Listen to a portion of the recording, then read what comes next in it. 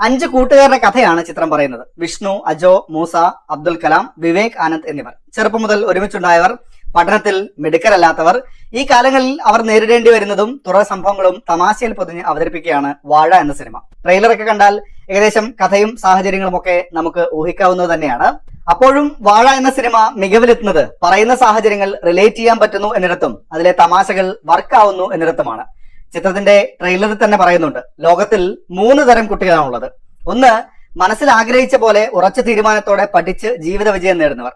2, അച്ഛനമ്മമാരുടെ ആഗ്രഹത്തിനൊത്ത് പഠിച്ച് ജോലി ചെയ്ത് ജീവിക്കുന്നവർ. ഇതിലൊന്നും പെടാത്ത 3ാമത്തെ ഒരു കൂട്ടരുണ്ട്. എന്തിനാ പഠിക്കുന്നതെന്ന് അവർക്കും അറിയില്ല, പഠിപ്പിക്കുന്നത് എന്തിനാണെന്ന് വീട്ടുകാർക്കോ അധ്യാപകർക്കോ അറിയില്ല. വാഴ അവരുടെ കഥയാണ്, പ്രധാനമായും ഈ 3ാമത്തെ കൂട്ടരുടെ. പ്രകടനത്തിലേക്ക് വന്നാൽ ഒരേ പ്രായക്കാരായിരിക്കുമ്പോഴും അവരിലെ വ്യത്യസ്തത എന്നത് രസകരമായി തന്നെ കൊണ്ടുവന്നിട്ടുണ്ട്. ആ കഥാപാത്രത്തിന്റെ ഐഡന്റിറ്റി കൃത്യമായി പ്രേക്ഷകരുമായി സംവദിക്കുന്നതിൽ പ്രകടനം പ്രധാന പങ്ക് വഹിച്ചിട്ടുണ്ട്, വിജയിച്ചിട്ടുമുണ്ട്. പഠിക്കാൻ ആഗ്രഹമുണ്ട്, അതിനായി അത്യാവശ്യം ആത്മാർത്ഥ ശ്രമങ്ങളൊക്കെ നടത്തുന്നുണ്ട്. പക്ഷെ ഒന്നും ശരിയാവുന്നില്ല. പ്രണയമുണ്ട്, പറയാൻ പറ്റുന്നില്ല. അങ്ങനെ ഒരു കഥാപാത്രത്തെയാണ് അമിത് മോഹൻ രാജേശ്വരി അവതരിപ്പിച്ചിരിക്കുന്നത്. സെക്കൻഡ് ഹാഫിൽ എത്തുമ്പോൾ നന്നായി തന്നെ ആ കഥാപാത്രത്തെ ചെയ്തിട്ടുമുണ്ട്. ഒരു ഡെപ്ത് നൽകി തന്നെ അവതരിപ്പിക്കുന്നത് കാണാൻ വേണ്ടി പറ്റും. പോലീസ് സ്റ്റേഷനിലെ സീൻ കഴിഞ്ഞ് വീട്ടിലെത്തുന്നിടത്ത് ശരിക്കും കിട്ടിലാൻ പ്രകടനം തന്നെയായിരുന്നു. സിജു സണ്ണി അദ്ദേഹത്തിന്റെ ഒരു സ്റ്റൈൽ ഉണ്ടല്ലോ, ആ സ്റ്റൈലിൽ തന്നെയാണ് ഇവിടെയും കൊണ്ടുപോകുന്നത്. അതിൽ തന്നെ ഈ ഹോസ്പിറ്റൽ ക്യാന്റീന്റെ മുന്നിലുള്ള സീൻ ഗംഭീരമായിരുന്നു. ഒരു ആംഗിളിൽ അത് വളരെ സങ്കടങ്ങളാണ്, ഇപ്പുറത്ത് അത് ജനറേറ്റ് ചെയ്തത് തമാശകളുമാണ്. മൂസ എത്തുന്ന ജോമോൻ ചൗധറും നന്നായി തന്നെ ചെയ്തു. കൗണ്ടറുകളൊക്കെയായി ചിരി സമ്മാനിക്കുന്നതിൽ മുന്നിൽ ഈ കഥാപാത്രം തന്നെയാണ്.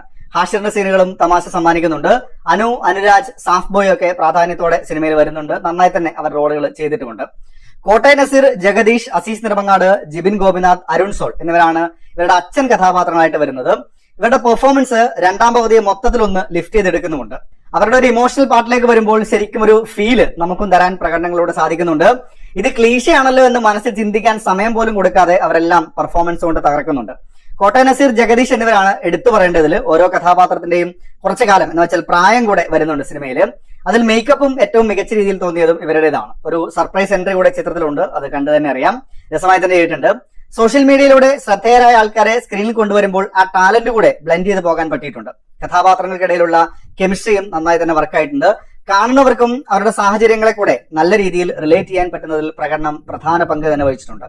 വാഴ biopic of A billion boys എന്നാണ് ചിത്രത്തിന്റെ ടാഗ്ലൈൻ തന്നെ. ആൺകുട്ടികളുടെ ഓരോ കാലത്തെയും ജീവിതത്തെ ഫോക്കസ് ചെയ്യുകയാണ് ചിത്രം ചെയ്യുന്നതും. കുടുംബത്തിൽ അധികാരം അച്ഛന് എന്ന രീതിയിലായതുകൊണ്ട് ഇവരുടെയൊക്കെ അച്ഛന്മാരും പ്രധാന കഥാപാത്രങ്ങളായി സിനിമയിൽ എത്തുന്നുണ്ട്.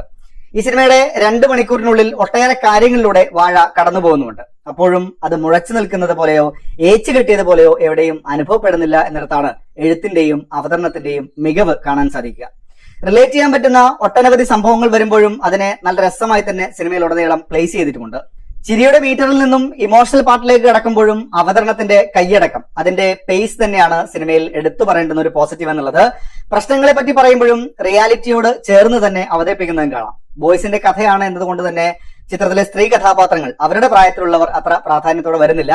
പഠനകാലത്തെ കഥാപാത്രങ്ങൾ എന്ന നിലയിലെ കാര്യമായിട്ട് വരുന്നുള്ളൂ. മായ എന്ന കഥാപാത്രം വരുമ്പോഴും ആ എപ്പിസോഡ് നല്ല രീതിയിൽ തന്നെ സിനിമയിൽ അവതരിപ്പിക്കാൻ പറ്റിയിട്ടുണ്ട്. അമ്മ കഥാപാത്രങ്ങൾ അവരുടെ സാമൂഹ്യ സാഹചര്യങ്ങളുടെ റെപ്രസെന്റേഷൻ കൂടെയാണ്. അത് ഓരോ കഥാപാത്രങ്ങളുടെ നമ്മൾ പോകുന്ന സമയത്ത് മനസ്സിലാക്കാനും പറ്റും. മക്കളെ പോലെ തന്നെ പരാമർശിക്കേണ്ടതാണ് ഇതിലെ അച്ഛൻ കഥാപാത്രങ്ങൾ എന്നുള്ളത്. അവരുടെ ആഗ്രഹങ്ങൾ, അവരുടെ പ്രതീക്ഷകളൊക്കെ മക്കളിലേക്ക് അടിച്ചേൽപ്പിക്കുമ്പോൾ എന്താണ് സംഭവിക്കുന്നത് എന്നതും ഓരോ അച്ഛൻ കഥാപാത്രങ്ങളുടെയും സിനിമ കൃത്യമായി പറയുന്നുണ്ട്. കോട്ടയം നസീർ, ജഗദീഷ് എന്നിവരുടെ കഥാപാത്രങ്ങളിൽ വരുമ്പോൾ അത് കുറച്ചുകൂടെ ഡീറ്റെയിൽഡ് ആയിട്ടാണ് പറയുന്നത്. സ്ക്രീൻ സ്പേസ് അത്യാവശ്യം നൽകി തന്നെ പറയുന്നു. ജിബിൻ ഗോപിനാഥിന്റെ കഥാപാത്രം വരുമ്പോൾ അത്രയും സ്ക്രീൻ സ്പേസ് നൽകിയല്ല പറയുന്നത് എങ്കിലും ആ ഇമോഷൻ എന്നത് പ്രേക്ഷകനുമായി കൃത്യമായി കമ്മ്യൂണിക്കേറ്റ് ചെയ്യാൻ പറ്റിയിട്ടുണ്ട്. പ്രകടനം കൊണ്ട് തന്നെ സാധിക്കുന്ന ഒരു കാര്യമാണത്. കഥാപാത്രങ്ങളുടെ സാഹചര്യമൊക്കെ കാണിക്കുമ്പോൾ അതിൽ ചില പ്രഡിക്റ്റബിൾ സംഭവങ്ങളൊക്കെ വരുന്നുണ്ട്. ഏറ്റവും നന്നായി പഠിച്ച് ജോലിയായ ആൾ എന്നതിൽ ഇങ്ങനെയൊക്കെ പരിഗണിച്ചേക്കാമെന്ന് സിനിമ കണ്ടുകൊണ്ടിരിക്കുമ്പോൾ തന്നെ തോന്നിയിരുന്നു. അപ്പോഴും അതെങ്ങനെ അവതരിപ്പിക്കുന്നു എന്നതിലാണ് വാഴ എന്ന സിനിമ രസകരമാവുന്നത്. തീർച്ചയായും എഡിറ്റർക്കും ഒരു കയ്യടിയുണ്ട്. കട്ട്സ് ഒക്കെ കിട്ടില്ലായിരുന്നു. ഒന്നിൽ നിന്നും അടുത്തതിലേക്കുള്ള ഷിഫ്റ്റ് എന്നത് ശരിക്കും സിനിമയെ നല്ല രീതിയിൽ തന്നെ കൊണ്ടുപോയിട്ടുണ്ട്. ആ സ്റ്റൈൽ തന്നെയാണ് വാഴയെ മൊത്തത്തിൽ ഒന്ന് എൻഗേജിംഗ് ആക്കി നിർത്തുന്നതിൽ പ്രധാന കാര്യമായിട്ട് വരുന്നത്. പശ്ചാത്തല സംഗീതം നന്നായിട്ടുണ്ട്. പാട്ടുകൾ ബ്ലെൻഡ് ചെയ്ത് വരുന്നതും സിനിമയുടെ ഒഴുക്കിന് ഗുണകരമായിട്ടുണ്ട്. പ്രോപ്പർട്ടീസ് ഒക്കെ മിക്ക സ്ഥലത്തും പ്ലേസ് ചെയ്ത രീതിയും കൊള്ളാം. പോലീസ് സ്റ്റേഷനിലെ ഒരു ഫോട്ടോ വരുന്നതും ആൾക്കാരുടെ പേരുകൾ പറഞ്ഞു കഴിയുമ്പോൾ മാറി നിൽക്കാൻ പറയുന്നതൊക്കെ ആ രീതിയിൽ കൂടെ രസകരമായി ബ്ലെൻഡ് ചെയ്തു എന്ന് തോന്നിയ കാര്യങ്ങളിൽ പെട്ടതാണ്. ഓവറോൾ തിയേറ്ററിൽ ഞാൻ നന്നായി തന്നെ എൻജോയ് ചെയ്ത് കണ്ട സിനിമയാണ് വാഴ. നല്ല പ്രകടനങ്ങൾ, റിലേറ്റ് ചെയ്യാൻ പറ്റുന്ന സാഹചര്യങ്ങൾ എന്ന് തന്നെയാണ് ഇതിൽ എടുത്തു പറയേണ്ടുന്ന പോസിറ്റീവായിട്ട് എനിക്ക് അനുഭവപ്പെട്ടതും. ഈ വാഴ എന്ന് പറയുമ്പോൾ വാഴപ്പഴമാണ് ആദ്യം മനസ്സിൽ വരിക അല്ലെ. വാഴക്കൂമ്പ്, ചിലപ്പോൾ നിങ്ങൾ വാഴച്ചുണ്ട് എന്ന് പറയുമായിരിക്കും. അത് ഒറ്റയ്ക്ക് തോരൻ വെക്കാം, അല്ലെങ്കിൽ കുറച്ച് ചെറുപയർ കൂടെ ചേർത്താണെങ്കിൽ അതിനേക്കാൾ ഗംഭീരമാണ്. വാഴക്കാമ്പ്, നിങ്ങളുടെ നാട്ടിൽ ഇനി വാഴപ്പിണ്ടി എന്നാണോ പറയുക എന്നറിയില്ല. തോരൻ വെക്കാം, പച്ചരി വെക്കാം, വൻ സാധനമാണ്. പിന്നെ ഇതിന്റെ നാരുകൾ കൊണ്ട് തന്നെ എന്തൊക്കെ പ്രൊഡക്റ്റുകൾ ഉണ്ടാക്കുന്നു. ശരിക്കും വാഴ നല്ലൊരു ചെടിയാണ്. വാഴ എന്ന സിനിമയും കൊള്ളാം. അപ്പോ